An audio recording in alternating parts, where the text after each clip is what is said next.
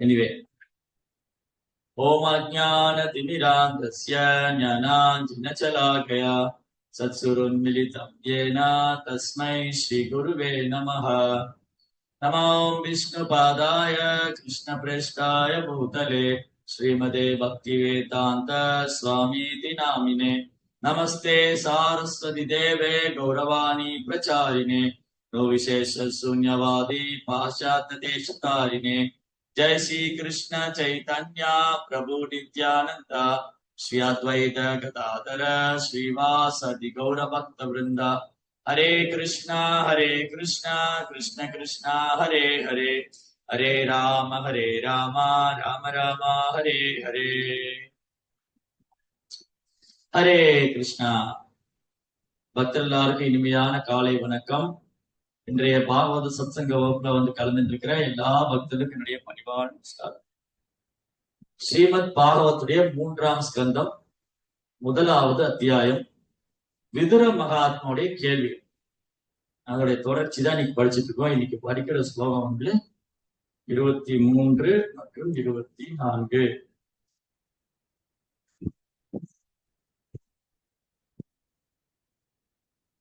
अन्यानि चेग द्विजदेव देवैः कृतानि नानायतनानि विष्णोः प्रत्यङ्गमुज्ञागितमन्दिराणि यद्दर्शनात् कृष्णम् अनुस्मरन्ति, यद्दर्शनात् कृष्णम् अनुस्मरन्ति அப்படின்னா பகவானுடைய நினைவுலயே இருக்குது.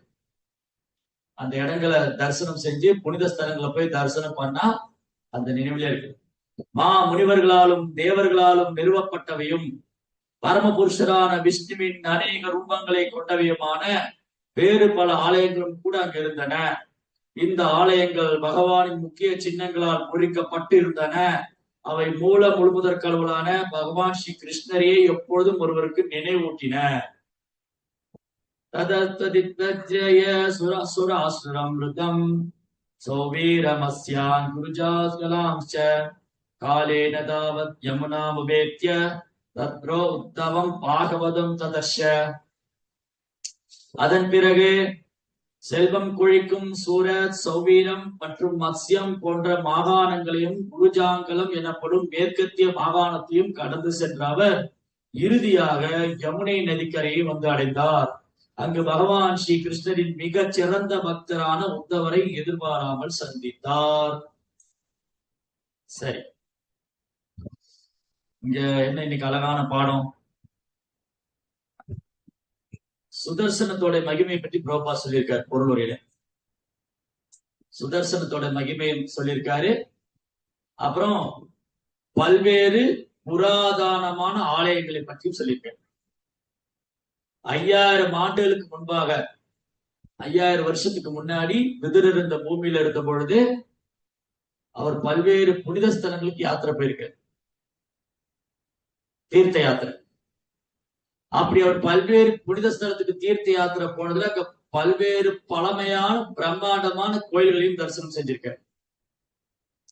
சரி, இது அப்படி இருக்கட்டும். சுதர்சனத்தை பத்தி பிரபா என்ன சொல்றாரு?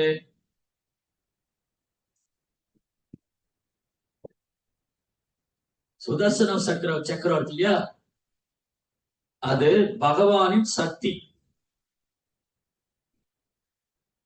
எதனால் பகவான் முழு பிரபஞ்சத்தையும் ஆள்கின்றாரோ அந்த சக்தியின் சின்னமாக இந்த சுதர்சன சக்கரம் விளங்குகிறது. விஷ்ணு ஆலயங்களில் கோபுரங்கள் இத்தகைய சக்கரங்களை கொண்டுள்ளன. இதனால் மிக தூரத்திலிருந்து சக்கரத்தினை காண்பவராலும் பகவான் ஸ்ரீ கிருஷ்ணரை உடனே நினைவு கூற முடியும். மக்கள் வெகு தூரத்திலிருந்து ஆலயங்களை தரிசிப்பதற்கு வாய்ப்பளிப்பதற்காகவே அவை மிகவும் உயரமாக கட்டப்பட்டன. எதுக்கு இவ்வளவு பிரம்மாண்டமான கோயில்? ஏன் இவ்வளவு பெரிய கோபுரம்? ஏன் கோயில் கட்டணும்? இன்னைக்கு இந்த மாதிரி கேள்விகள்லாம் சாதாரணமாயிடுச்சு. யார் வேணாலும் கேட்கலாம். சினிமா நடிகர்கள், அரசியல் தலைவருங்க, ஏன் இவ்வளவு பெரிய கோயில் கட்டுறீங்க, எதுக்கு இவ்வளவு பெரிய கோயில்? ஆனா பெரிய பெரிய மால் கட்டுறதுக்கு இல்லையா, பெரிய பெரிய மால் கட்டுறதுக்கு, பெரிய பெரிய ரெஸ்டாரண்ட், 5 ஸ்டார் ஹோட்டலு, புலன்பத்துக்கு பெரிய பெரிய பில்டிங் கட்டுறதுக்கெல்லாம் கேள்வி கேட்க மாட்டாங்க. மக்கள் தன்னுடைய புலன்பத்துக்காக திட்டம் போடுறதுக்கு கேள்வி கேட்க மாட்டாங்க. ஏன் இந்த மால் இப்ப அவசியமா? ஏன் ஜெய ஜெகநாத் பலதேவி சுபத்திரமையா இந்த சினிமா தியேட்டர் அவசியமா? இந்த ஸ்விம்மிங் பூல் நீச்சல் குளம் அவசியமா? இந்த பப் அவசியமா? கிளப் அவசியமா? இது யாரும் கேள்வி கேட்குது. ஆனா கோயில் பெருசா இருந்தா உடனே சொல்லிடுவாங்க, எதுக்கு இவ்வளவு பெரிய கோயில், அந்த கோயில போய் ஏன் செலவு பண்றீங்க? கோயில்ல செலவு பண்றதுக்கு ஏதாவது ஏழை பிள்ளைகளுக்கு உதவி செய்யலாமே. சாப்பாடு இல்லாதவங்களுக்கு சாப்பாடு வாங்கி கொடுங்க, ஏழை பிள்ளைகளுக்கு உதவி செய்யுங்க. அங்க போய் கோயில்ல போய் ஏன் பால் அபிஷேகம் பண்றீங்க, அந்த பாலை குழந்தைகளுக்கு கொடுங்க. இதெல்லாம் பேசுவாங்க இன்னைக்கு இருக்கிற பேரளவான அரசியல் தலைவர்கள், சினிமா நடிகர்கள்லாம். ஆனா அவங்க காசுல இருந்து ஒரு பைசா செலவு பண்ண மாட்டாங்க இல்லையா? இப்போ கோயில்ல பால் அபிஷேகம் பண்றதை பேசுறவங்க ஏன் பியூட்டி பார்லர் இருக்கிற கிரீம் எல்லாம் யூஸ் பண்ணும்? இங்க நிறைய கிரீம் எல்லாம் பால் செஞ்ச பால் பயன்படுத்தி தான் தயாரிக்கிறாங்க. So many creams. மூஞ்சிக்கு, முகத்துக்கு, கண்ணுக்கு, கைக்கு, காலுக்கு எல்லாத்துக்கும் கிரீம் போடுறாங்க. அந்த கிரீம் எல்லாம் எங்க இருந்து வருது? அந்த கிரீம் செய்யற காசு பால் குழந்தைகளுக்கு கொடுக்கலாமே. ஏன் நீங்க மேக்கப் போடுறீங்க? மேக்கப் போட நேச்சுரா நடிங்க, ஏன்னா யாரும் பார்க்க மாட்டாங்க இல்லையா? சினிமா நடிகை மேக்கப் போட நேச்சுரா நடிக்க சொல்லுங்க, பார்க்க முடியாது, அவங்க யாருமே பார்க்க மாட்டாங்க. அவங்க மேக்கப் இல்லாம பாத்தீங்கன்னா இங்க அந்த நடிகையான்னு உங்களுக்கு கேள்வி வரும். ஓ, இது நடிகையா அது? ஹரே கிருஷ்ணா. சோ அப்ப மேக்கப் சாதனத்துக்கு நிறைய பால் பயன்படுத்துவாங்க. ஆனா கோயில்ல போய் பால் அபிஷேகம் பண்ணா மட்டும் ஏன் அதை பண்றீங்கன்னு அந்த பால் இங்க குழந்தை கொடுக்கலாமே. இப்ப நீங்க மேக்கப் சாதனம் யூஸ் பண்றீங்க, ஏன்னா மேக்கப் சாதனம் போடாம இவங்களாம் நடிக்க முடியாது, மேக்கப் போடாம நடிக்க முடியாது. அதுக்கப்புறம் சொல்லுவாங்க, கோயில்ல போய் செலவு பண்றதுக்கு நீங்க பள்ளிக்கூடம் கட்டுங்க. அப்ப நீங்க ஏன் கோடிக்கணக்கான பணம் போட்டு சினிமா எடுக்கிறீங்க இல்லையா? சினிமா எடுக்காம ஏன் நீங்க ஸ்கூல் கட்டி சேவை பண்ணக்கூடாது? நிறைய பள்ளிக்கூடம் கட்டுங்க, இருக்கிற ஸ்கூல்ல பராமரிங்க. அப்ப காணாம போயிடும், அதுக்கப்புறம் காணாம போயிடும். சோ இப்படி இந்த ஜட உலகத்துல பகவானுக்கு செய்யக்கூடிய சேவையை மட்டும் குற்றம் சொல்லுவாங்க, குறை சொல்லுவாங்க. ஆனா புலன்பத்துக்காக பண்ணக்கூடிய செயல்களை உற்சாகப்படுத்துவாங்க. இதுதான் கழிவு. அப்போ கோயில்கள் இன்னைக்கு நேற்று கட்டப்படல, இது யுகங்களாக இருக்கிறது.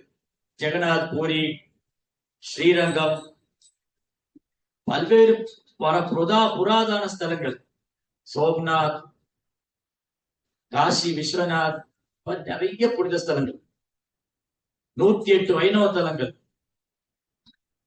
5000 வருஷத்துக்கு முன்னாடி ஆழ்வார்கள் போய் பாடியிருக்காங்க ஒரு திவ்ய தேசத்துக்கு. ஆச்சாரியர்கள் போய் தொழுதிருக்காங்க. ராமச்சந்திர பிரபு விக்கிரகத்தை வழிபாடு செய்திருக்காரு. அப்ப திரேதா யுகத்துல இருந்தே கோயில் வழிபாடு யுகங்களா இருக்கு வழிபாடு. வேதாயே தியாயதே விஷ்ணு திரேதாயாம் யஜதோபகை துவாபரை பரிஜயாக்கியம் கலோ தத் ஹரிகீர்த்தனா. முதல் யுகமான கிருத யுகத்துல தியானம் பரிந்துரைக்கப்பட்டிருக்கு. தியாயதே விஷ்ணு, அதுவும் விஷ்ணு தியானம் பண்ணும். சும்மா உட்காந்து டியூப் லைட்டையும் பல்பையும் தியானம் பண்ணிட்டு கூடாது, விஷ்ணு தியானம். தியாயதே விஷ்ணு, திரேதாயே தியாயதே விஷ்ணு, விஷ்ணு தியானம் பண்ணணும். திரேதாய தியாயதே விஷ்ணுக்கு நோட் இல்லைங்க, எடுங்க நோட் எடுத்து கொடுங்க, அவங்களுக்கு நோட்ஸ் எடுங்க. திரேதாயே தியாயதே விஷ்ணு, கிருதயுகம் முதல் யுகமான சத்யுகம், கிருதயுகத்துல விஷ்ணு தியானம் பண்ண சொல்லியிருக்கு. அதான் யுக தர்மம். ஏன்னா அப்ப 100% ஆன்மீகத்துல ஆர்வம் உள்ளவங்களாவும், நீண்ட ஆயுள் வாழக்கூடியவங்களாவும், நேர்மையானவங்களாவும், சத்தியம், வாய்மை, தூய்மை, தவம், கருணை, எல்லா தெய்வீக குணம் உள்ளவங்க. அது பேர் சத்தியுகம், உண்மையே பேசக்கூடியவங்க. 100% அப்படி வாழ்ந்தாங்க. நேர்மையான மக்கள், நேர்மையான மக்கள், வாய்மை, தூய்மை, தவம், கருணை, எளிமை, பணிவு, புலனடக்கம், நிதானம், சகிப்புத்தன்மை, எல்லா தெய்வீகமான குணம் இருந்து சத்தியுகத்தில். அது பேர் தான் சத்தியுகம். அப்ப அந்த யுகத்துல மக்களால நீண்ட காலம் வாழ முடிஞ்சது. 1,00,000 வருஷம் வாழ்ந்திருக்காங்க. இன்னைக்கு 40 வருஷம் வாழ்ந்தாலும் பெரிய விஷயம். 40 வருஷம் அல்பாயுசு தான். அது ஆக்சுவலி கலியுகத்துல 100 வருஷம் அல்பாயுசு. பிராயணா பாயக்காலு அல்பாயுசு கேச்சுனா கலியுகத்துல 100 வருஷமே அல்பாயுசு. அந்த 100 வருஷம் கூட வாழ முடியாம அல்பாயுசு போயிடலாம் 40-50. அப்ப சத்தியுகம் எங்க, கலியுகம் எங்க? ஏணி வச்சாலே எட்டாது. சத்தியுகத்துல அப்படியெல்லாம் மக்கள் வாழ்ந்திருக்காங்க. 100% ஆன்மீக விஷயங்களை பயிற்சி பண்ணக்கூடியவங்களாகவும், இறை நம்பிக்கை உள்ளவங்களாகவும், இறை சிந்தனை உள்ளவங்களாகவும், கடவுள் மேல விசுவாசம் அன்பும் உள்ளவங்களா இருந்திருக்காங்க. அதனால அவங்களால தியானம் பண்ண முடிஞ்சது. உட்கார்ந்த இடத்துல இருந்து அவங்க பகவானை தியானம் பண்ண முடியும். விஷ்ணுவை தியாயதே விஷ்ணு. அப்புறம் அதுக்கு அடுத்த யுகத்துல அந்த யுகம் மாறும்போது சகாலேனேக மகதா யோகோ நஷ்ட பரந்தபா, யுகங்கள் மாறும்போது அதற்கான தாக்கம் ஏற்படும். 2வது யுகமான திரேதா யுகத்துல அந்த 100% 75% ஆயிடுச்சு. 75% தான். வாய்மை, தூய்மை, தவம், கருணை, எளிமை, அன்பு, பணிவு, சகிப்புத்தன்மை, நிதானம், பொறுமை, இந்த குணங்கள்லாம் 75% ஆயிடுச்சு. 75% தான் இருக்கு. 75% மட்டும்தான் இருக்கு. அப்ப அவங்களுடைய ஆயுள் காலம் குறைஞ்சது. 1 லட்சம் வருஷத்துல இருந்து 10,000 வருஷம் ஆயிடுச்சு. 2வது யுகமான கிருத யுகத்துல, சரி திரேதா யுகத்துல 1 லட்சம் வருஷம், கிருத யுகத்துல 1 லட்சம் வருஷம் வாழ்ந்தவங்க திரேதா யுகத்துல 10,000 வருஷம் தான் வாழ்ந்தாங்க.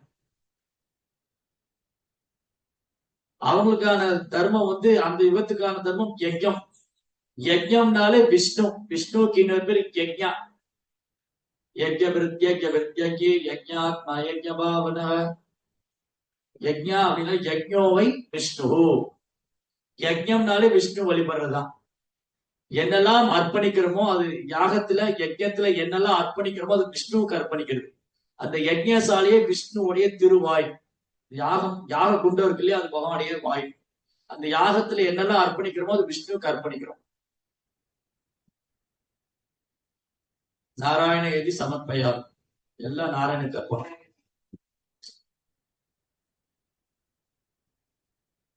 அதுக்கப்புறம் 3வது யுகம் துவாபரயுகம். இந்த துவாபரயுகத்துல ஆச்சு 50% ஆயிடுச்சு. 50% ஆயிடுச்சு. வாய்மை, தூய்மை, தவம், கருணை, எளிமை, அன்பு, நிதானம், சகித்தன்மை, பொறுமை, எல்லா தெய்வீகமான குணம் 50% ஆயிடுச்சு. 50%.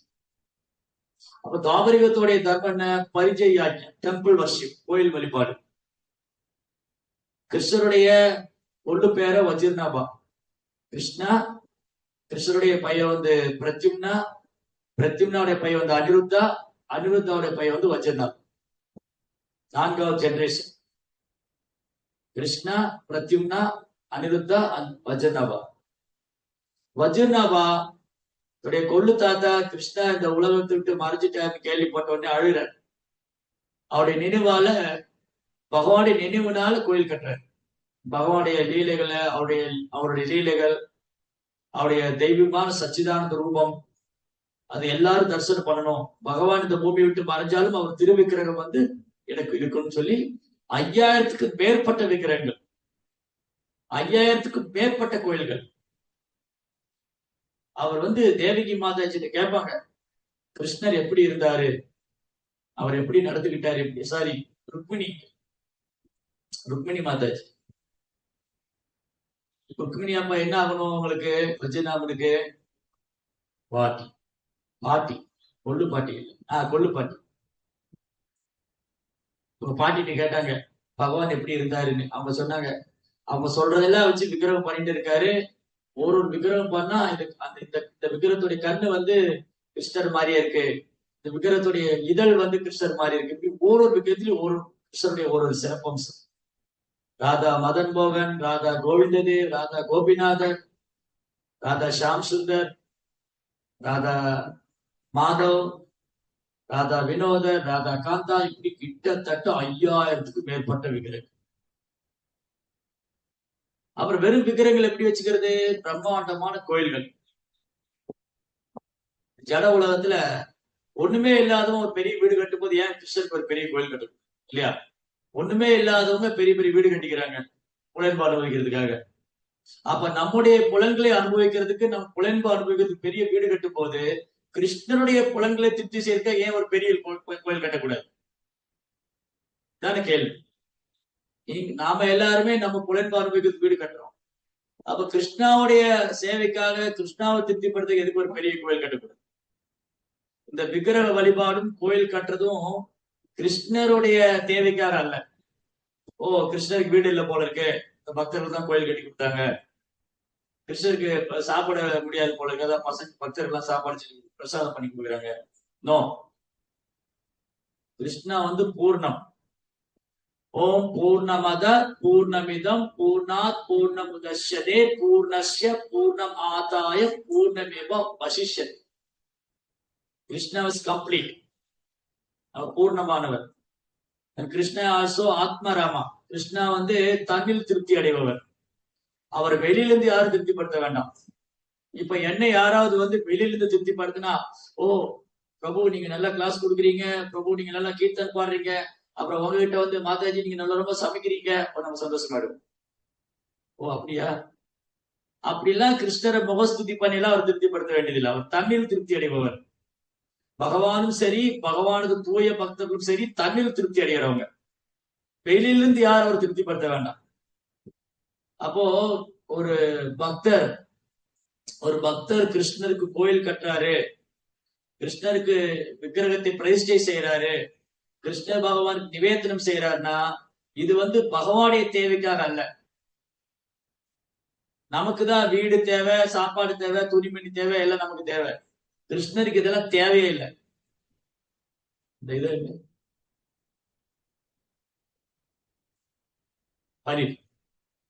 சோ கிருஷ்ணருக்கு அதெல்லாம் தேவையில்லை. கிருஷ்ணாவுக்கு அவருக்கு வீடு பிரசாதம் இதெல்லாம் நம்ம கொடுத்துதான் அவர் திருப்திப்படுத்தணும் இல்லை. கிருஷ்ணா தமிழ் ஏன்ட்டு இல்லை கிளாஸ் கொடுத்து. சோ கிருஷ்ணாவுக்கு நாம ஏதாவது செஞ்சாதான் திருப்தி அடைவார். ஐயோ பாவம், கிருஷ்ணாவுக்கு சாப்பிட ஒண்ணும் இல்லை போல இருக்கு, நம்ம தான் கொடுக்கணும். அப்புறம் ஏன் கிருஷ்ணர் கூப்பிட்டுட்டே இருக்காரு? பகவத்கீதையில கூப்பிட்டுட்டே இருக்காரு, எல்லாரும் என்னுடைய உலகத்துக்கு வாங்க, என்னுடைய பக்தர் அங்க என்ன வழி. ஐயோ பாவம், யாரும் இல்லை போல இருக்கு, வைகுண்டத்துல அவருக்கு சேவை பண்ண யாருமே இல்லை போல இருக்கு, அதான் நம்ம கூப்பிட்டுட்டே இருக்காரு, எல்லாரும் அங்க வாங்க, என்னுடைய பக்தரா இருங்க, எனக்கு சேவை பண்ணுங்க. நோ,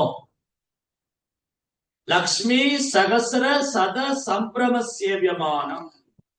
ஆயிரக்கணக்கான லட்சுமிகள் பகவானுக்கு சேவை பண்ணிட்டு இருக்காங்க. எங்க? கோலோ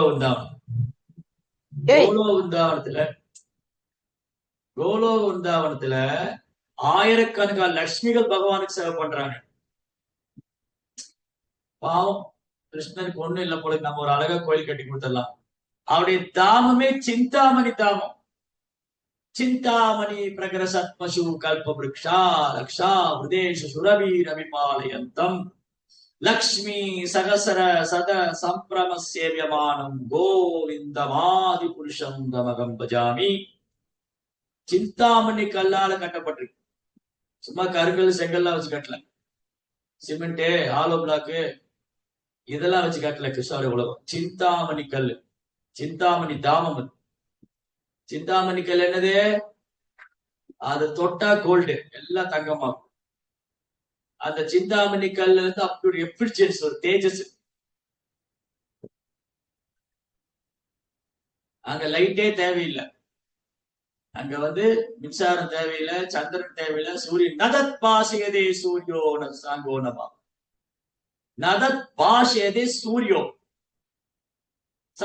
சாங்கோ நபாவகா. சூர்யா சாங்கா, சாங்கா அப்படின்னு சந்திரா, சூர்யா சந்திரா. பாவகா நெருப்பு. கிருஷ்ணனுடைய உலகத்துல சூரியன் தேவையில்லை, சந்திரன் தேவையில்லை, மின்சாரம் தேவையில்லை, நெருப்பு தேவையில்லை. அப்புறம் எப்படி வெளிச்சம் வருது? அது சுய பிரகாசம் உடையது. அதத் பாஷேதே சூரியோ நசாங்கோ நபவகா எத்கத்வான நிவர்த்தந்தே தத்தாம பரமம் மம. அந்த தாமம் என்னுடையது, உன்னதமானது, பரம்தாமம், உன்னதமான வசிப்பிடம். கிருஷ்ணரும் பரந்தாமம், அவரும் உன்னதமான வசிப்பிடம். இந்த ஜட உலகம் இருள் நிறைந்தது. சூரியன் இல்லைன்னா இப்ப எல்லாம் இருட்டுல உட்கார்ந்துட்டு இருக்கணும் இல்லையா? சூரியன் இல்லைன்னு வச்சுக்கோங்க, நீங்க என்ன பார்க்க முடியுமா?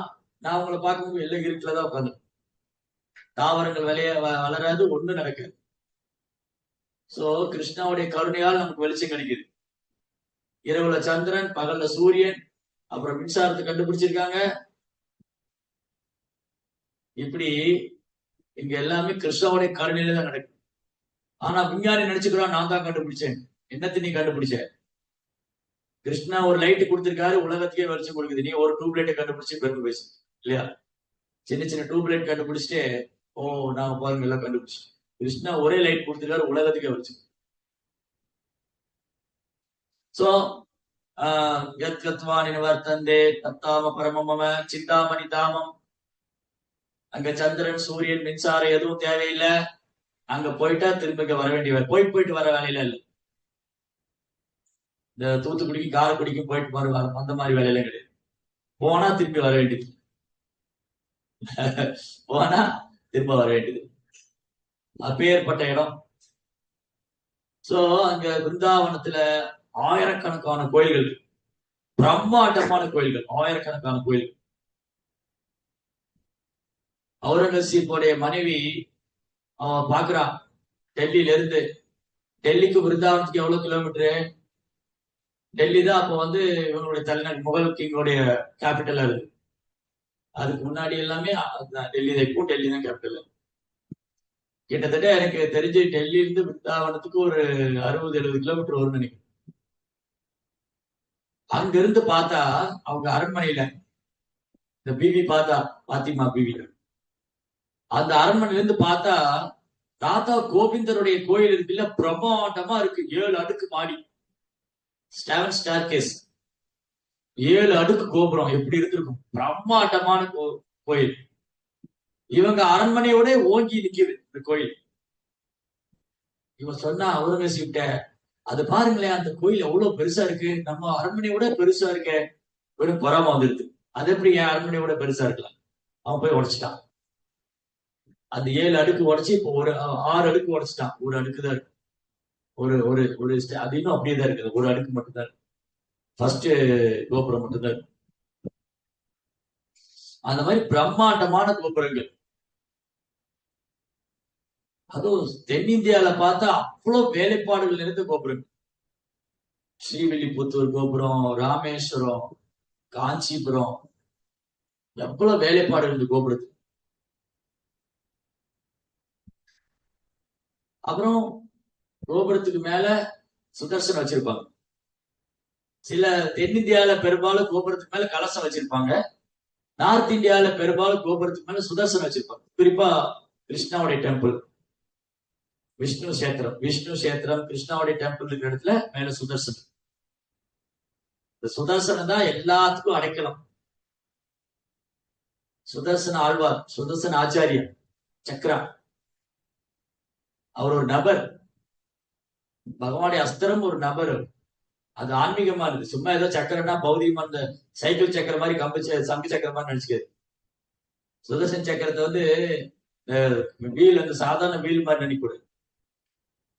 பிரபஞ்சமே அவருடைய அடைக்கலத்துலதான் இருக்கு. சுதர்சனத்தோடைய அது கொடுத்தது எதுக்கு? ஹரிகிருஷ்ணா. அப்ப அங்க உட்காரு. சுதர்சனமே, இந்த பிரபஞ்சமே அந்த அடைக்கலத்துலதான் இருக்கு. பிரம்மா சிவன் போன்ற மாபெரும் தேவர்கள், பிரம்மா சிவன் போன்ற மாபெரும் தேவர்களும்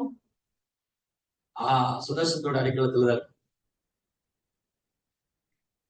இது அவங்களே சொல்றாங்க. இப்ப சொல்றாங்க, யார்கிட்ட சொல்றாங்க? பிரம்மதேவர் சிவபெருமான் சொல்றாரு, இந்த சுதர்சனம் இருக்கே, நாங்களே அவங்க அடைக்கலத்துலதான் இருக்கோம். இந்த முழு பிரபஞ்சமும் சுதர்சனத்தோட கண்ட்ரோல்ல தான் இருக்கு. சிவபெருமான் யார்கிட்ட சொல்றா? துர்வாச முனிவர்கிட்ட சொல்றாரு. துர்வாசத்தை ஏன் சொல்றாரு? ஏன் காப்பாத்தணும் துர்வாசர? ஏன் அம்பரீஷர் துன்புறுத்தினாரு? அம்பரீஷர் துன்புறுத்தினா ஏன் அவரை காப்பாத்தணும்? யாரு துரத்திட்டு போறான்னு விட்டீங்க? யாரு துரத்திட்டு போறா அவரு? அதாவது முதல்ல சொல்லணும். சுதர்சனம் துரத்தின் போகுது. சுதர்சனம் அவர் அம்பரீஷருக்கு அபராதம் பண்ணார். துர்வாசன் அம்பரீஷருடைய தாமரை திருப்பாதுக்கு பெரும் குற்றம் செய்து விட்டார். உண்மையில சொல்ல போனா அம்பரீஷருக்கு தான் கோபம் வரணும். ராஜா சத்திரியன் தான் ரஜோகுணத்துல இருக்கணும். ஒரு துறவி முனிவர் வந்து சாத்விகமான குணத்துல இருக்கு, அங்க அப்படியே நேர்மாறா இருக்கு. துர்வாசர் கோபம் வருது, அம்பரீஷர் நிதானமா இருக்காரு. அப்ப என்ன அர்த்தம்? அம்பரீஷர் வந்து தூய பக்தி தொண்டை பயிற்சி பண்ணக்கூடிய தூய பக்தர். அவர் சத்திரிய குலத்துல பிறந்திருந்தாலும் ராஜ ரிஷியா இருக்கு. ரிஷி, அவர் முனிவர் தான், ராஜ ரிஷி. உடையெல்லாம் ராஜ அலங்காரம், ராஜ அலங்காரம் பண்ணி ராஜ சிம்மாசனத்துல அவர் நடந்து வரும்போது பூக்களை தூவாங்க. ராஜாதி ராஜ ராஜ மார்த்தாண்ட ராஜ கம்பீர அம்பரீஷ மகாராஜ் கி ஜெயஹோ. இதெல்லாம் பண்ணுவாங்க. பிராமணர்கள் அவர் புகழ் பாடுவாங்க, வேத மந்திரம் ஓதுவாங்க, தேவமங்கை எல்லாம் அவர் முன்னாடி வந்து நடனம் ஆடுவாங்க, அவர் மேல பூக்களை மழையா பொழிவாங்க. இது எதிலையுமே அவர் பாதிக்கப்பட்டது. நம்மள கொஞ்சம் உபச்சாரணை பண்ணிட்டா போதும், ஆஹா இப்படி எல்லாம் நம்மள வர்ஷிப் பண்றாங்களே இல்லையா, அப்படியே தலையில ஐஸ் வச்ச மாதிரி. எங்கேயாவது போய் நமக்கு மரியாதை கொடுக்குறாங்க, நம்ம கௌரவிக்கிறாங்க அப்படின்னா அவ்வளவுதான், விழுந்துருவோம், லாட் ஆயிடுவோம். ஆனா அம்பரீஷ் இதுல மயங்கவே இல்லை. அவருக்கு தெரியும் இதெல்லாம் ஒண்ணும் இல்லை, இது மேலெல்லாம் பட்டுதல் கொள்ளவே கூடாது. இந்த ராஜ்யம், பேர், புகழ், பதவி, நோ. அம்பரீஷருடைய பற்றுதல் பூரா கிருஷ்ணர் மேல இருக்கு. அம்பரீஷர் யாரு? அம்பரீஷர் யாருன்னு கேட்டான்னு சொல்லு. ஒரு ராஜா, அவருக்கு சேவை பண்றதுக்கு ஆயிரக்கணக்கான பணிப்பெண்கள், சேவகர்கள், அமைச்சர்கள், மந்திரிகள், சிப்பாய்கள் எவ்வளவு பேர் இருக்காங்க. அவரு இப்படி ஒரு சொடக்கு போட்டா ஒரு தங்க தேர் வரும், அதுல ஏறி போலாம். ஆனா அவர் காலை வந்து கோயிலுக்கு நடந்து போறாரு. அப்ப அம்பரீஷர் காலத்திலே கோயில் இருந்திருக்கு. அவர் என்ன பண்றாரு? கோயிலுக்கு நடந்து போறாரு. அவருக்கு வேலை சேவை பண்ண 1000 பேர் இருக்கா, அவர் கோயிலுக்கு போய் சுத்தப்படுத்துறாரு. அவர் கோயிலுக்கு நடந்து போறாரு, பகவானுடைய ஆலயத்தை சுத்தப்படுத்துறாரு, அங்க வந்து தீர்த்தம் வாங்கி சாப்பிடுறாரு, கண்களை பகவான் ஓரொரு அங்கத்தையும் கிருஷ்ணனுடைய சேவையில் ஈடுபடுத்துறாரு. கண்களை பகவானை தரிசனம் செய்ய, காதுகள் அவர் புகழ் கேட்க, வாய் வந்து அவருக்கு நிவேதனம் செய்த பிரசாதத்தையும் அவர் தீர்த்தத்தையும் ஏற்றுக்கொள்வதற்கு, மூக்கு வந்து பகவானுக்கு நிவேதனம் செய்த துளசி மாலையும் பூக்களை நுகர்வதற்கு. ஜெய ஜெகநாத் பல்தேஸ்வர். இப்படி ஓரொரு அங்கத்தையும் கிருஷ்ணனுடைய சேவையில் ஈடுபட்டார். அப்பேற்பட்ட பக்தர், எளிமையான பணிவான பக்தர். ஆனா ஜட ரீதியா பார்க்கும்போது ஒரு மன்னர், சக்கரவர்த்தி. துர்வாசர் பிரம்மத்தை உணர்ந்த சாது, ஞானி, பிரம்ம ஞானி. பிரம்மத்தை தியானம் செய்து பிரம்மத்தை உணர்ந்து தானே உணர்ந்த பிராமணர். ஆனா என்ன பிரயோஜனம்? கோபத்தை கட்டுப்படுத்த முடியலையே. ஏன்னா அவரு பகவானுடைய பக்தி தொண்டை தீவிரமா ஏத்துக்கல. அதுதான் பிரச்சனை. நம்ம பக்தி தொண்டுங்கிற பாதிக்கு வராம வேற எந்த யோகத்தை பயிற்சி பண்ணாலும் அவங்ககிட்ட என்ன தெய்வீகமான குணம் இருக்க போகுது? நேற்று கூட பேசுறேன். யசாச பக்தி பகவந்த கீச்சனா சர்வை குணை தத்ர சமாசதேசுரா ஹராம பக்தச குதோ மகத்னா அனநதௌதுபகி. பக்தர் அல்லாதவர்கிட்ட என்ன தெய்வீக குணம் இருக்க போகுது? அவர் மன கற்பனையில வாழ்ந்துட்டு இருப்பார். அதே சமயம் ஒரு தூய பக்தர்கிட்ட 33 கோடி தேவி தேவர்கள் உள்ள எல்லா தெய்வீகமான குணம். சோ துர்வாசர் வந்து அம்பரீஷருடைய ராஜ்யத்துக்கு விருந்தாளியா வந்தாரு. அப்புறம் வந்து யமுனில குளிக்க போனாரு. இங்க விரதம் முடிக்கணும், ஏகாதசி விரதம் இருக்காரு. அம்பரீஷர் எப்படி ஏகாதசி விரதம் இருக்காரு? நம்மள மாதிரி இல்ல, வேர்க்கல்ல, கிழங்கு, என்ன பிரபு ஏகாதசி வந்து தானியம் இல்லாம தான் சாப்பிட சொல்லியிருக்காங்க. தானியம் இல்லாம என்னெல்லாம் செய்ய முடியுமா? ஏகாதசி விருந்தே ஆக்கிடலாம். அம்பரீஷர் எப்படி விரதம் இருந்தாரு? நீர் கூட இருந்தாம இருக்க. அவர் மட்டும் இல்ல, அவர் ராஜ்யத்தில் இருக்கிற அவருடைய பிரஜைகள், அவர் உறவினர்கள், நண்பர்கள், ஈவன் குதிரைங்க யானைங்க வரைக்கும் கூட விரதம் ஏகாதசி. மன்னர் ஒரு தூய பக்தரா இருக்கும்போது விலங்குகள் கூட ஏகாதசி விரதம் இருக்கு. மனுஷங்களை பத்தி சொல்ல என்ன இருக்கு? பிரஜைகள்லாம் எல்லாம் பிரஜைகள் தான், விலங்கும் பிரஜைகள் தான், ராஜாவுடைய பிரஜை தான். சோ மன்னர் அவ்வளவு நேர்மையான பக்தரா தூய பக்தரா இருக்கும்போது விலங்குகள் கூட விரதம் இருக்கு ஏகாதசி. அடுத்த நாள் விரதம் முடிக்கணும். அந்த நேரத்துல துர்வாசர் வந்திருக்காரு, ரொம்ப நல்லதா போச்சு. துவாதசி அன்னைக்கு ஒரு சாது வந்திருக்காரு, ஒரு பிரசாதம் கொடுத்தா ரொம்ப பாக்கியம். துவாதசி அன்னைக்கு நம்ம விரதம் முடிக்கிறதுக்கு முன்னாடி யாராவது பிராமணர் வைஷ்ணவருக்கு சேவை பண்ணா அது பெரும் பாக்கியம். அம்பரீஷுக்கு ரொம்ப சந்தோஷம். நீங்க போய் குளிச்சுட்டு வாங்க, பிரசாதம் தயார் பண்ணி வைக்கிறோம். இவர் குளிக்க போனவர் அங்கேயே உட்காந்துட்டாரு பிரம்மத்தை தியானம் பண்ணி. இப்போ அதிதி தேவோ பவ, விருந்தாளி வந்திருக்காரு, அவருக்கு பிரசாதம் கொடுக்காம சாப்பிட முடியாது. காத்துட்டே இருக்காரு, விரதம் முடிக்கிற நேரம் வந்துருச்சு. இப்போ நேரத்துக்கு குறிப்பிட்ட நேரத்துல விரதம் முடிக்கலன்னா விரதம் பிரேக் ஆகாது. இப்ப என்ன பண்றது, ஒரே குழப்பமா இருக்கு அம்பரீஷருக்கு. உடனே பிராமணர்கிட்ட கேட்கிறாரு, பிராமணர்களே எங்களை சொல்லுங்க என்ன பண்ணணும்னு. பிராமணருக்கு ஒரு பயம், நம்ம ஏதாவது சொல்லி துருவாசம் நம்மளும் சமைச்சிட்டாரு. இந்த பிராமணர் தானே சொல்லி கொடுத்தாங்க அவனை விரதம் முடிக்க சொல்லி, சமைச்சிட்டா. அதனால அம்பரீஷா, அதிதி வந்திருக்காரு, நீ அவருக்கு பிரசாதம் கொடுக்காம சாப்பிட முடியாது, அதே சமயம் நீ விரதத்தையும் முடிக்கணும். என்ன பண்ணலாம், நீ தண்ணி குடிச்சுக்கணும். துளசி தீர்த்தம் இருக்குல்ல, அந்த தீர்த்தம் குடிச்சுட்டா நீ விரதம் முடிச்ச மாதிரி ஆச்சு, முடிக்காத மாதிரி ஆச்சு. உடனே அம்பரீஷர் பகவானுடைய தாமரை திருப்பாதங்களை பிரார்த்தனை செஞ்சுட்டு அந்த துளசி தீர்த்தம் எடுத்து பருகிறார். இதை துர்வாசர் தன் ஞான திருஷ்டினால் பார்த்துட்டாரு. பயங்கர கோபத்தோட வர்றாரு. கண்ணம்மா செவந்து கோபம் நான் அதிதி வந்திருக்கேன், இவனுக்கு என்ன நாகரிகம் இருக்கு, எனக்கு கொடுக்காம தண்ணி குடிக்கிறார். உடனே தன் தலைமுடியை பிச்சு போடுற. அது ஒரு அசுரன் ஒரு பெரிய சூழத்தோட வரும். இந்த அம்பரீஷ சரித்திரம் நிறைய பாடம் கத்துக் கொடுக்கணும். அவ்வளவு அழகான பாடம், வாழ்க்கைக்கு தேவையான பாடம் முழுவதுமே இருக்கு அம்பரீஷ சரித்திரம். ஃபர்ஸ்ட் என்ன பாடம் தெரிஞ்சுட்டு ஒன்னொன்னு எழுதும். ஃபர்ஸ்ட் என்ன பாடம் தெரிஞ்சுட்டு அம்பரீஷ சரித்திரத்துல வச்சு ஒரு பக்தனா இருக்கிறவர் ஒருத்தர் கிருஷ்ண பக்தியை பயிற்சி பண்ணும்போது அவரால் கோபத்தை கட்டுப்படுத்த முடியும். அப்பயே நம்மளால முடியல, நம்ம இன்னும் ஒழுங்கா பக்தி பண்ணல. அதான் உண்மை.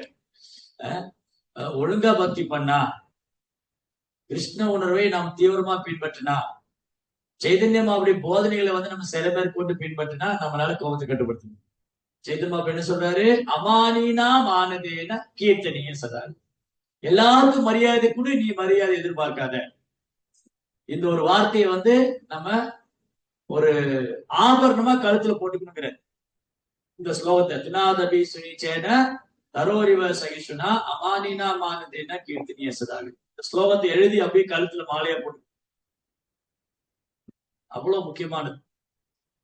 எல்லாருக்கும் மரியாதை கொடுக்கணும், நான் மரியாதை எதிர்பார்க்கணும். நம்ம அப்படியே ரிவர்ஸ்ல இருப்போம். எனக்கு எல்லாம் மரியாதை கொடுக்க மாட்டேங்கிறா, நான் யாருக்கு மரியாதை, அவன் எனக்கு மரியாதை கொடுக்க மாட்டேங்க, ஆனா நான் யாருக்கும் மரியாதை கொடுக்க.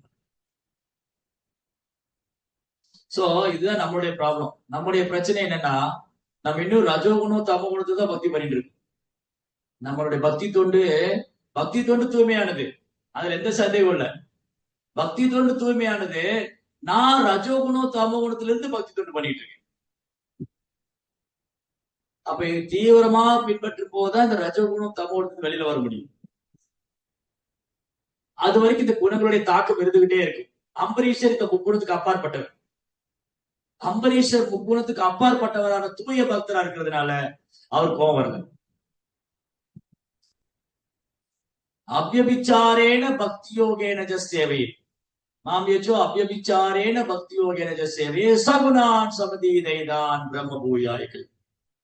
யார் ஒருத்தர் கலப்படமில்லாத தூய பக்தி தொண்டை பயிற்சி பண்றாங்களோ அவங்க முக்குணத்தை கடப்பாங்க, பிரம்மங்கிற தளத்துல இருப்பாங்க. ஓகே, பிரம்மங்கிற தளத்துல இருப்பாங்க. சோ அம்பரீஷருக்கு ஆக்சுவலி அவர் தூய பக்தரா இருக்கிறார், கோபம் வரல. ஆனா துர்வாசர் வெறும் பரட்டுத்தனமான தத்துவத்தை ஃபாலோ பண்ண, பிரம்மத்தை அடைய தியானம் பண்ற, அதனால அவரால் கோபத்தை கட்டுப்படுத்த முடியும். அப்போ பக்தி தொண்டிலையில் வராத முனிவர்களால காமத்தை கோபத்தை கட்டுப்படுத்த முடியும். விஸ்வாமித்தர், சௌபரி முனிவர், துர்வாசர், இவங்க எல்லாரும் முனிவர்கள் தான். ஆனா கோபம் வருது, ஆசை வருது, கட்டுப்படுத்த முடியல, சபிக்கிறாங்க, எல்லாம் நடக்குது. ஆனா எங்காவது கேள்விப்பட்டிருக்கோமா அம்பரீஷர் இவரை சபிச்சிட்டாரு, பரீட்சித் மகாராஜ் அவரை சபிச்சாரு, பிரகலாதர் இவரை சபிச்சாரு? எங்கேயுமே கேள்விப்பட்டு எந்த ஒரு தூய பக்தரும் சபிச்சதா கேள்விப்பட்டது இல்ல. அப்படியே ஒரு தூய பக்தர் சபிச்சிட்டாரு. என்னங்க நீங்க தூய பக்தர் சபிச்சதே இல்லைங்கிறீங்க, நாரதர் சபிச்சிட்டாரு 2 பசங்களை, குபேரனோட 2 பசங்களும் மரமா போட்டுன்னு சபிச்சிட்டாரு. அது கூட அவங்க நன்மைதான்.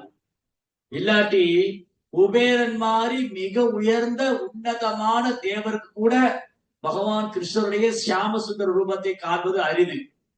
கிருஷ்ணரை தரிசனம் பண்றது மாபெரும் தேவர்களுக்கும் காண கிடைக்காத ஒன்று. அவ்வளவு ஈஸியாலாம் கிருஷ்ணரை தேவர்கள் கூட தரிசனம் பண்ணிட முடியாது. ஆனா ஒரு தூய பக்தருடைய கருணை இருந்தா தேவர்களை பத்தி சொல்ல என்ன, மனிதர்களே கடைநிலை ஆனவங்க கூட தரிசனம் பண்ணலாம். ஒரு தூய பக்தருடைய கருணை இருந்தா. அப்போ நாரதுடைய சாபம் கூட வரம் தான் அவங்களுக்கு. அதனாலதான் நாரத முனிவரால் சபிக்கப்பட்டு அந்த மிக உன்னதமான பிரேமத்தை அடைந்தார்கள்.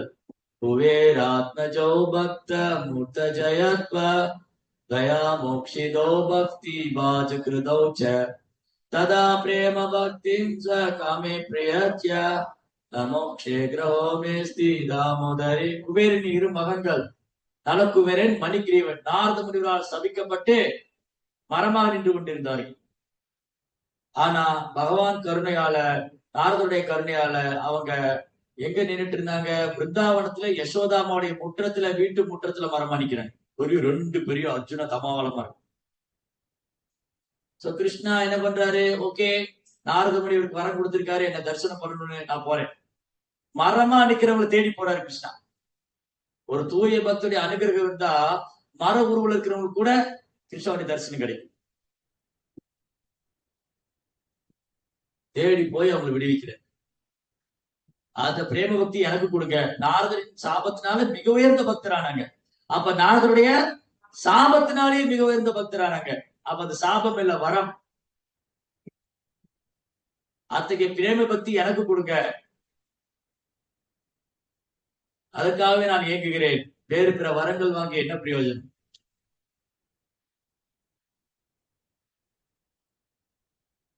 சரி, அப்போ இதுதான் ஃபர்ஸ்ட் பாடம். துர்வாசருக்கும் அம்பரீஷருக்கும் நடந்த லீலையில முதல் பாடம் என்னதுன்னா, அம்பரீஷர் கோபப்படல, பயப்படல.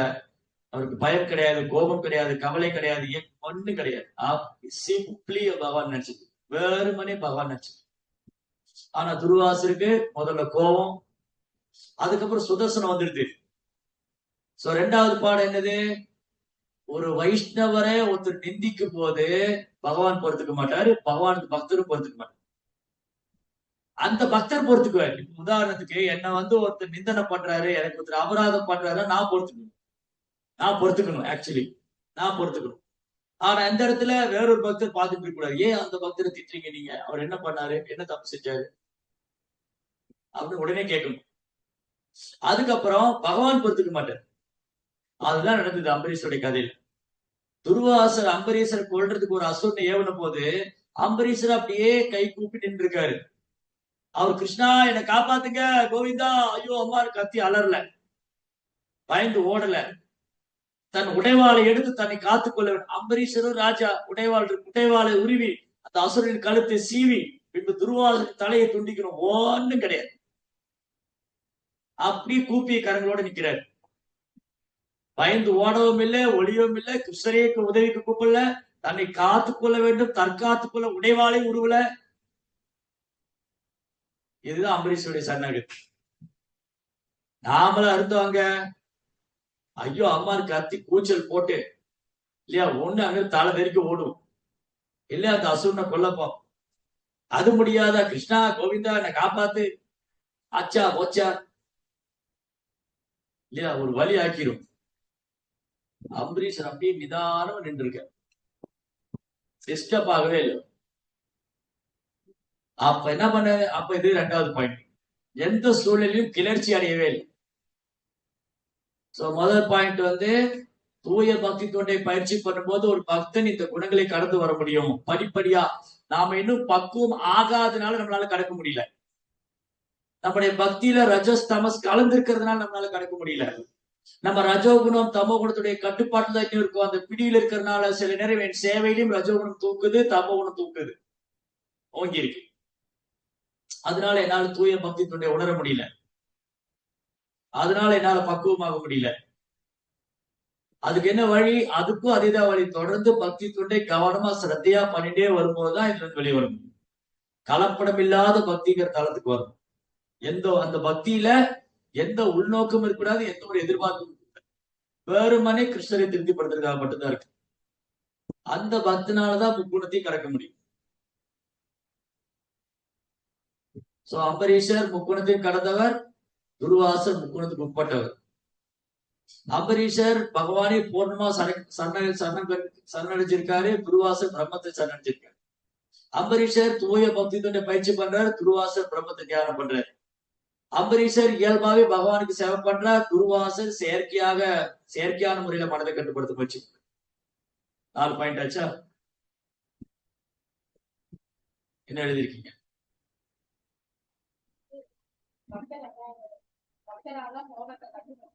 பக்தரால ஜடேக்கின் குணங்களை கடந்து வர முடியும்.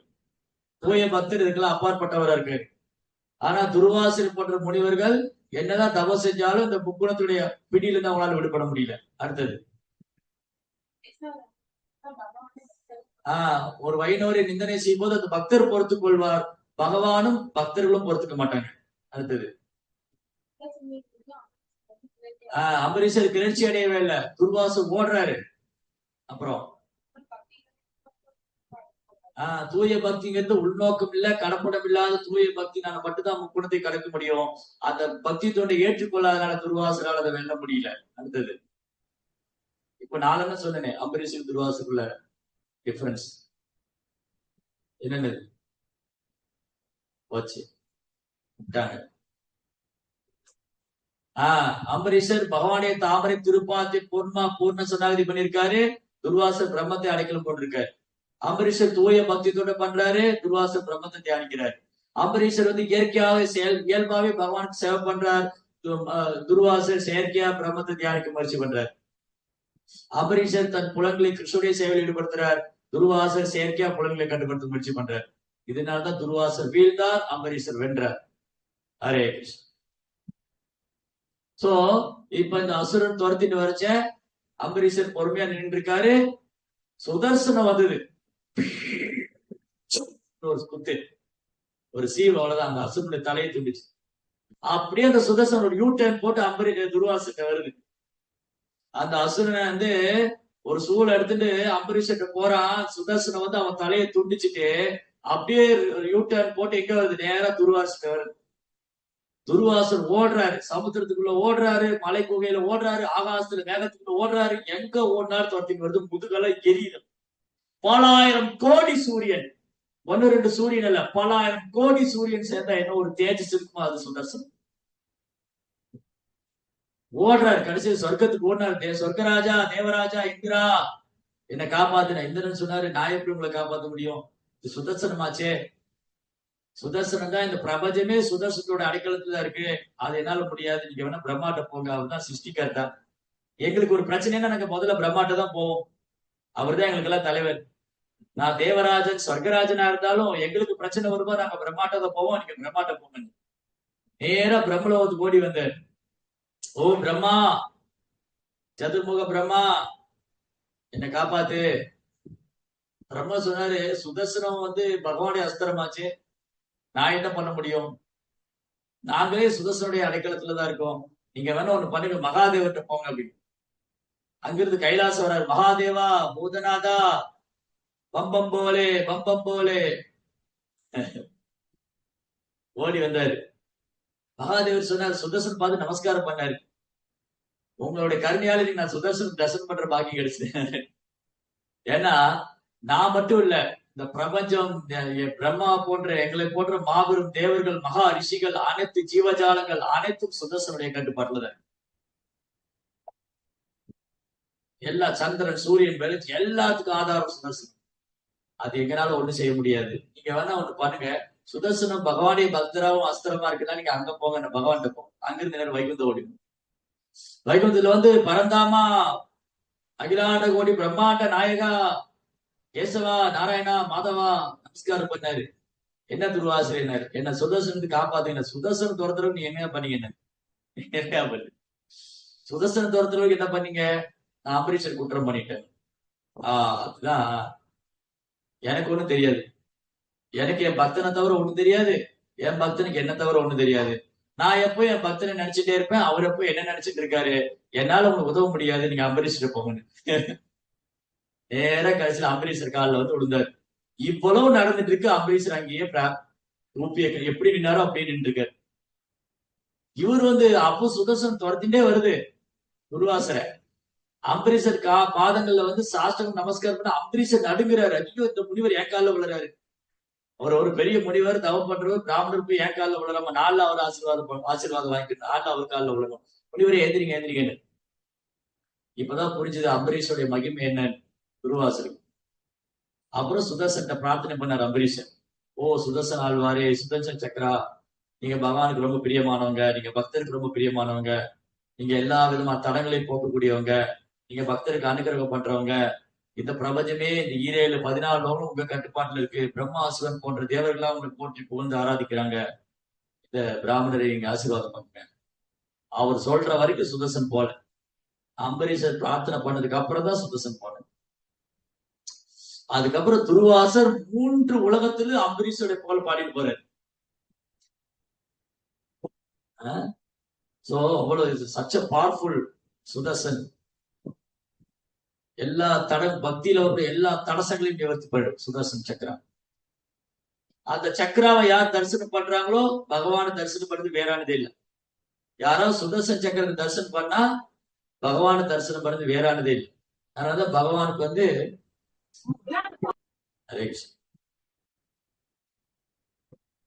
கும்பகோணத்துல சக்கரபாணின்னு ஒரு டெம்பிள் இருக்கு. சாரங்கபாணி சக்கரபாணி, சக்கராயுதம் ஏந்தியவர். அந்த சுதர்சனம் ஜெகநாத பூரியில கோபுரத்துக்கு மேல இருக்காரு, நீலா சக்கரா. ஜெகநாதர் சொல்றாரு, எனக்கும் அந்த சக்கரத்துக்கும் வித்தியாசம் கிடையாது, யார் அந்த சுதர்சன சக்கரத்தை தரிசனம் பண்றாங்களோ என்ன நேருக்கு நேரம் தரிசனம் பண்ண சமங்கிற பிரம்மாண்டமான கோபுரம். எங்க இருந்து பார்த்தாலும் சக்கரா தெரியும், சுதர்சன் சக்கரா. அன்னைக்கு ஒரு கதை சொல்லிட்டு இருந்தோம் இல்லையா, தாசியா பௌரி. தாசியா பௌரி ரொம்ப தூரம் ஒரு கிராமத்துல இருக்காரு. அவரு ஜெகநாதர் மேல ரொம்ப அன்பு உண்டு, அடிக்கடி ஜெகநாத் தரிசனம் பண்ண வருவார். அப்போ ஒரு நாள் தாசியா பௌரி என்ன பண்ணாரு, அவருக்கு ஒரு தோட்டம் வச்சிருக்காரு, சின்ன ஒரு தோட்டம் எல்லாம் இருக்கு. அதுல வரக்கூடிய பழங்கள் கிழங்குகள் எல்லாம் வந்து ஏதோ வியாபாரம் பண்ணி அதுல வாழ்ந்துட்டு இருக்கு. அப்போ அந்த ஊர்ல இருந்து ஒருத்தர் ஜெகநாத பூரிக்கு போறாரு பகவான தரிசனம் பண்ண. அப்ப தாசியா பௌரி சொல்றாரு, இந்த இளநீ நான் தர கொண்டு போய் ஜெகநாதர் கொடுங்கன்னு. ஆனா என்ன பண்ணும், நீங்க போய் அந்த கருடஸ்தம்பம் இருக்கு இல்லையா, கருடஸ்தம்பம் முன்னாடி நின்னுக்கங்க, இந்த இளநீ ரெண்டு இப்படி கையில தூக்கி, ஜெய ஜெகநாதா இந்த இளநீ வந்து தாசியா பௌரி கொடுத்திருக்காருன்னு சொல்லி கை நீட்டி வாங்கிக்குவாருன்னு. அது கர்ப்பகிரகத்துக்குலாம் நீ கொண்டே போக வேண்டாம், பூஜைக்குள்ள கொடுக்க வேண்டாம், நீ சும்மா அந்த இளநீ தூக்கி கையை தூக்கி 2 இளநீ கையில தூக்கிட்டு, ஜெய் ஜெகநாத் ஜெய் ஜெகநாத் பலதேவ் சுபத்ரமையா கி ஜெய் ஹோ, ஜெகநாத் சுவாமி இந்த இளநீ வந்து தாசியா பௌரி கொடுத்திருக்காரு, அப்படியே கையை நீட்டி வாங்கிக்குவாரு. இவருக்கு நம்பிக்கையே இல்லை. அது என்னது, இங்க இளநீ எடுத்துட்டு போகணுமா, கருடஸ்தம்பத்துக்கு முன்னாடி நின்னுக்கணுமா, தாசியா பௌரி கொடுத்தாருன்னா அவர் கை நீட்டி வாங்கிக்கு வரோம். நம்பிக்கையே இல்லை, நான் நம்ப மாட்டேன்னு. சரி ஒண்ணு பண்ணுங்க, நீங்க கொண்டு போங்க, நீங்க வேணா பரிசு பண்ணுங்க, ஜெகநாத் வாங்கிக்கலையா திரும்ப கொண்டு வந்துருங்க, நான் ஒத்துக்கிறேன், நீங்க என்ன சொல்ல நான் கேட்டுக்கிறேன். இவ்வளவு கான்பிடண்டா சொல்றாரு இவரு. அப்படின்னு சொல்லி இளநீ எடுத்துன்னு வந்தாரு. இளநீ எடுத்துன்னு வந்துட்டு அவர் சொன்ன மாதிரி கருடஸ்தம்பம் முன்னாடி நின்றுட்டு இந்த இளநீ தூக்கிட்டு, ஜெகநாதா இந்த இளநீ வந்து தாசியா பௌரி கொடுத்தாரு. ஜெகநாத் கையை நீட்டி வாங்கிட்டு, ஜெய ஜெகநாத் சுவாமிக்கு. இன்னொரு தடவை என்ன பண்ணாரு, இந்த தாசியா பௌரி அந்த அந்த அந்த அந்த அந்த ஊருக்காருக்கு அவ்வளவு ஆச்சரியம். அவர் சொன்ன மாதிரி பகவான் கையை நீட்டி வாங்கிட்டாரு. அந்த அளவுக்கு ஜெகநாத் மேல அன்பு அவருக்கு, பக்தி. ஒரு நாள் நிறைய மாம்பழம் அவங்க தோட்டத்துல வந்தது, ஃப்ரெஷ் மாம்பழம், ஃப்ரெஷ் மேங்கோ. ஜெகநாதுக்கு மாம்பழம் ரொம்ப பிடிக்கும், கூட நிறைய மாம்பழம், நல்லா மணக்குது மாம்பழம். அந்த மாம்பழம் எடுத்துட்டு வராரு, ஜெகநாதுக்கு ஆஃபர் பண்ணணும்னு. நேர கோயிலுடைய சிங்கத்வாரம், ஃப்ரண்ட் என்ட்ரன்ஸ் சிங்கத்வாரம், அந்த சிங்கத்வாரத்துக்கு முன்னாடி வந்தாரு. பூஜாரிகளை சுத்திக்கிட்டாங்க இவர. தாசியா பௌரி அந்த மாம்பழம் கூட எங்கிட்ட கூட, நான் போய் ஜெகநாத் நிவேத்தனம் பண்றேன். ஒருத்தர் சொன்ன, இல்ல இல்ல நீ போக கூடாது, நான் போவேன். சண்டை போட்டுட்டு இருக்காங்க. என்கிட்ட கூட, நான் தான் நிவேத்தனம் பண்ணுவேன். இவர் பார்த்தாரு, நீங்க யாருமே பண்ண வேண்டாம், நானே பண்ணிக்கிறேன். இந்த பூஜாரிகள்லாம் வந்து மாம்பழ கொடியை பிடிச்சி இழுக்கிறாங்க. நான் பண்றேன், நீங்க யாரும் பண்ண வேண்டாம், நான் பண்ணிக்கிறேன்னு. இத பாருடா, இவன் போய் நிவேதனம் பண்றானா, நீ எப்படி உள்ள போவ? நீ எப்படி கர்ப்ப கிரகத்துக்குள்ள போவ? நாங்க தான் போய் நிவேதனம் பண்ணுவோம், உன்னையெல்லாம் அலோவ் பண்ண மாட்டோம். நீ எப்படி உள்ள போய் பண்ணுவ? யாரு உன்னை அனுமதிப்பா? அதெல்லாம் தேவையில்லை. நான் கர்ப்ப கிரகத்துக்கும் போக வேண்டியது இல்ல, உள்ள போய் நிவேதனம் பண்ணுவேன், இங்க இருந்தே நான் கொடுப்பேன். ஏன்னா முட்டாளா இருக்கு, இங்க இருந்து எப்படி ஜெகநாத் சாப்பிடுவேன், நீங்க பாரு அப்படின்னு சொல்லி 2 மாம்பழ கையில தூக்குனாரு. கூட இருந்து 2 மாம்பழ கையில எடுத்து ஜெய் ஜெகநாத் அப்படின்னா மாம்பழம் மறைஞ்சு போச்சு. அந்த அந்த சுதர்சன் சக்கரம் இருக்கு இல்லையா, கோபுரத்துக்கு முன்னாடி பெரிய சுதர்சன் சக்கரம் இருக்கு. அது பூரியில எங்கிருந்து பார்த்தாலும் தெரியும் அந்த சக்கரம். அந்த 2 மாம்பழ கையில எடுத்து ஜெய் ஜெகநாத் அப்படின்னா மாம்பழம் மறைஞ்சு போயிடுது. திருப்பி 2 மாம்பழம் எடுத்தாரு, ஜெய் ஜெகநாத் மறைஞ்சு போயிடுது. ஏண்டா இங்க வந்து மாயவத்தியா காமிக்கிற, ஏதோ இதெல்லாம் மேஜிக் எல்லாம் பண்ணிட்டு இவர் மாம்பழம் எடுக்கிறாரா, மறைஞ்சு போகுது, அது ஜெகநாத் சாப்பிட்டுட்டாராம். யார்கிட்ட கதை விடுறேன்னு? அப்படியா, நீங்க நம்ப மாட்டீங்கல்ல, போய் கர்ப்ப கிரகத்துல பாருங்க. இந்த பூஜாரிகள்லாம் இவனை வந்து உத கொடுக்கணும். இவன் சொல்றதை நம்பி நாங்க போய் கர்ப்ப கிரகத்துல பாக்கணுமா? நீங்க போய் பாருங்க, கர்ப்ப கிரகத்துல ஆடிட்டருக்குள்ள போய் பாருங்க. அங்க போனா ஜெகநாத், பலதேவ், சுபத்ரா சுத்தி மாம்பழ கோட்டையும் மாம்பழ தோடுங்க எல்லாம் சாப்பிட்டு அவர் ஆஃபர் பண்றாரு. இந்த சுதர்சனத்துக்கு என்ன நிவேதனம் பண்ணாலும் ஜெகநாதுக்கு ஆஃபர் பண்ணாரு. இவங்க ஓடி வந்து தாசியப்பவரை தலையில தூக்கி வச்சு டான்ஸ் ஆடுறாரு, ஜெய் ஜெகநாத், ஜெய் ஜெகநாத், ஜெய் ஜெகநாத். அதனால இந்த சக்ரா, சுதர்சன் சக்ரா சோ பவர்ஃபுல். கிருஷ்ணாவுக்கும் ஒரு பக்தனுக்கும் வித்தியாசமே கிடையாது. பகவான் தன் சக்தியை முழுவதும் தன் பக்தனுக்கு கொடுக்கிறார். சுதர்சனத்துக்கு அவ்வளவு ஏற்றம் இருக்கு. அதனாலதான் கோயில்கள்ல மேல சுதர்சனம் பிரதிஷ்டை பண்றேன். அந்த சுதர்சன சக்கரத்தை தரிசனம் பண்ணாலே அவ்வளவுதான், எல்லா பக்தியில எல்லா தடங்களையும் தகர்த்துருவேன். ஜெய சக்கரத்தாழ்வார்க்கு. அப்ப இந்த மாதிரி நிறைய கோயில்கள், இந்த கோயில் எல்லாம் புதுசா வந்தது இல்ல. இந்தியாவில பழமை வாய்ந்த கோயில்கள் ஆயிரக்கணக்கான கோயில் இருக்கு.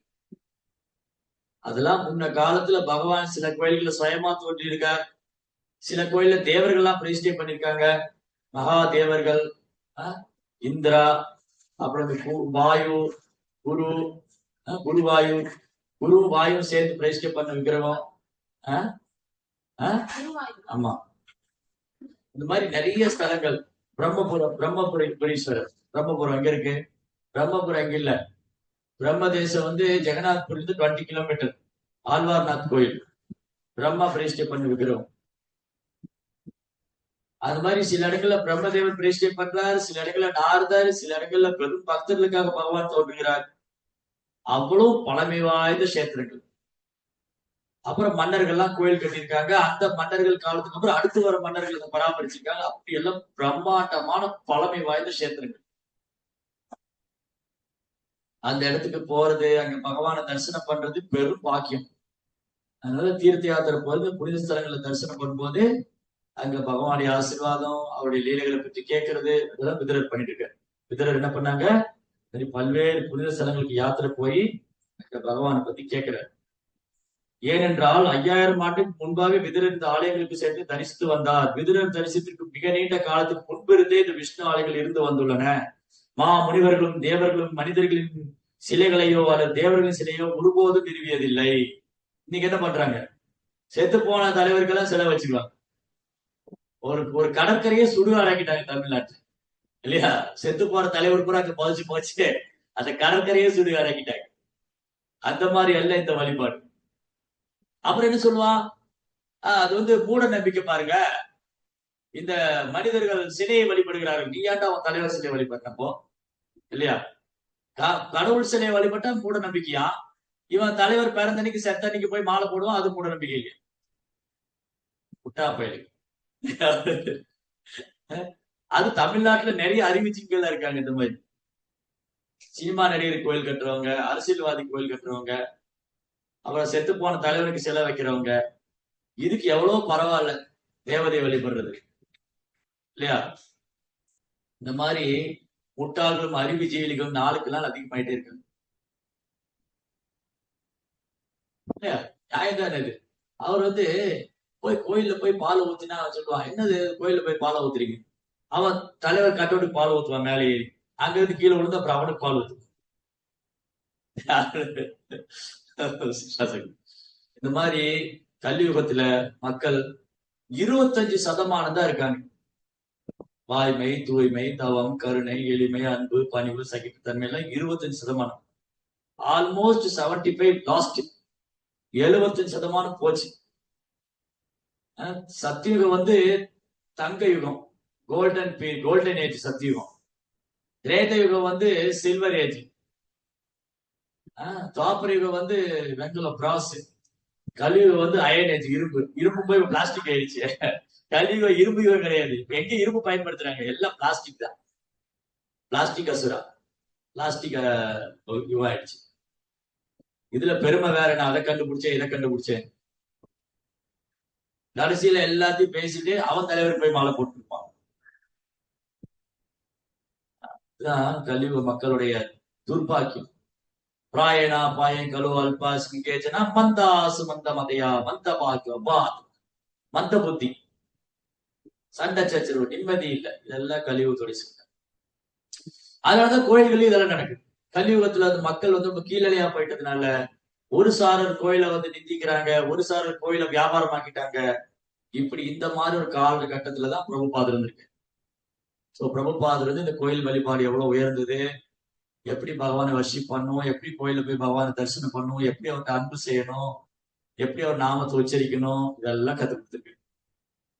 அதனால பிரபுபாதர் மாதிரி தூய பக்தருடைய வருகையினாலதான் இன்னைக்கு கொஞ்ச நெஞ்சமாவது இந்த வழிபாடு முறைகள்லாம் நல்லா போயிட்டு இருக்கு. இல்லாட்டி அரசாங்க கோயில் மாதிரி. அரசாங்க கோயில்ல போய் பாருங்க, பிராமணருக்கு சம்பளம் குறைவா கொடுப்பாங்க. அந்த பிராமணருக்கு பேராசை வந்ததும் காசு சம்பாதிக்கணும்னு. சில பிராமணர் ரொம்ப ஏழ்மையா இருப்பாங்க, கோயில் சுத்தமா இருக்காது, அவங்க ஆடை சுத்தமா இருக்காது, ரொம்ப கஷ்டம். பூச்சி பாச்சா எல்லாம் சுத்திட்டு இருக்கும், எலி கரப்பா பூச்சி. இப்போ பால் அடிச்சு போயிடும். அதுல ஒரு புத்திசாலி வீடியோ எடுத்து போடுவார். அவர் எங்க இருப்பாரு? இந்த புத்திசாலி, இங்க நிறைய புத்திசாலிகள் இருக்காங்க நம்ம ஊர்ல. சொந்த ஊரை விட்டு வெளிநாட்டுல வேலைக்கு போயிடுவாரு. அப்புறம் ஒரு நாள் லீவ்ல வருவாரு. பாருங்க எங்க கோயிலுடைய நிலைமை, இங்க கோபுரம் எப்படி இருக்கு. அட நீ என்ன பண்ற, நீ எங்க போன, உன் ஊரை விட்டு ஏன் நீ போன இல்லையா?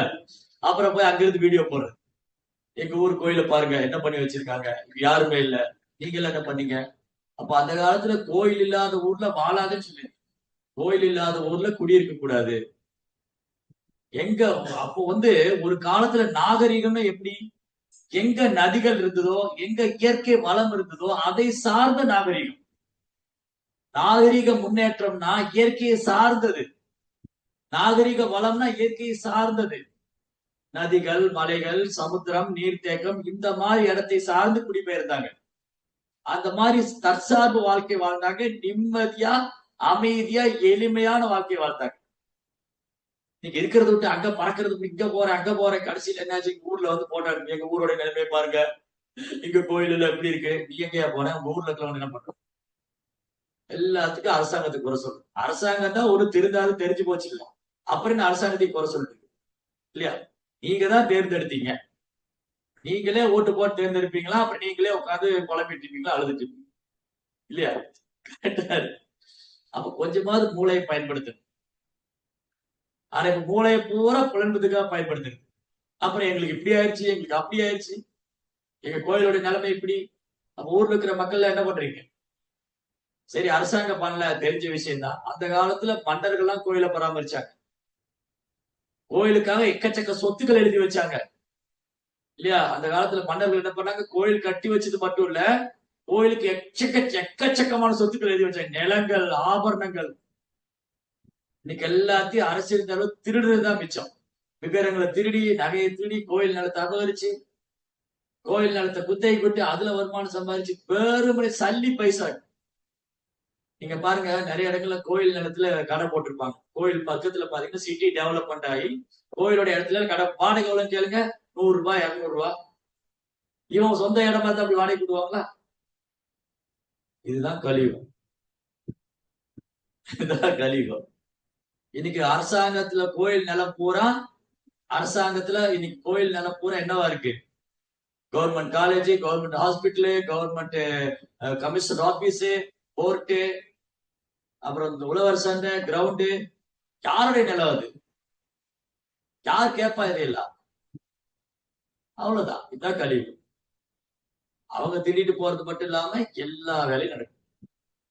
இன்னைக்கு கோயில்களை பராமரிக்கிறதுக்கு இப்ப கேள்வி, கோயில் அதுக்கு அது கொரோனா டைம்ல பண்ணாங்களே, கொரோனா டைம்ல கோயில்ல மட்டும் கொரோனா வந்துடும், மத்ததெல்லாம் திறந்து விட்டான்.